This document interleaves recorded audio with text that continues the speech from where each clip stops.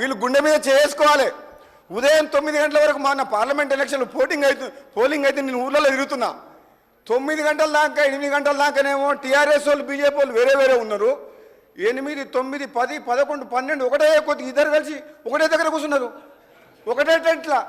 ఏమైందిరా బాబు అంటే కలిసిపోయారు సార్. ఇక టీఆర్ఎస్ గెలిచినట్లేదు, పబ్లిక్ టీఆర్ఎస్ అంటే పోయింది, ఈ బీఆర్ఎస్ పార్టీ బతకదు. ఈ తెలంగాణ రాష్ట్ర సమితి అని పేరు మార్చి ఎప్పుడైతే బీఆర్ఎస్ అని పేరు అప్పుడే ఖతమైపోయారు.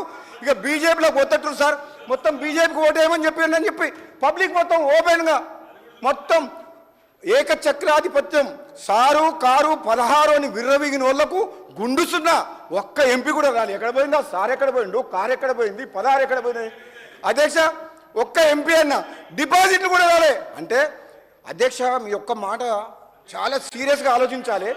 ప్రతిపక్ష సభ్యులు కేటీఆర్ గారు కూడా చెప్తున్నారు అధ్యక్ష, చాలా సీరియస్గా. అధ్యక్ష ఒకటే మాట అధ్యక్ష, ఎక్కువ చెప్ప అధ్యక్ష,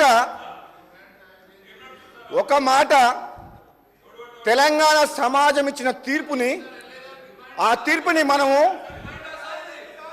తీర్పుని ఒకసారి చేసుకోవాలి అధ్యక్ష. ఏమని 10 ఏళ్ళు పరిపాలించిన ఒక ప్రాంతీయ పార్టీ ఈ భారతదేశ చరిత్రలో అసెంబ్లీ జరిగిన ఎన్నికలు జరిగిన 6 నెలలకే జరిగిన ఎన్నికల్లో ఈ విధంగా డిపాజిట్లు రాకుండా ఒక్క సీటు కూడా లేకపోయిందంటే ఎంత తప్పులు చేసిండ్రు, అధికారాన్ని అడ్డం పెట్టుకొని ఎంత దోసుకున్నారు, ఎంత దుర్మార్గంగా చేసిండ్రు అనేది మొన్నటి పార్లమెంట్ రిజల్ట్ అప్పుడు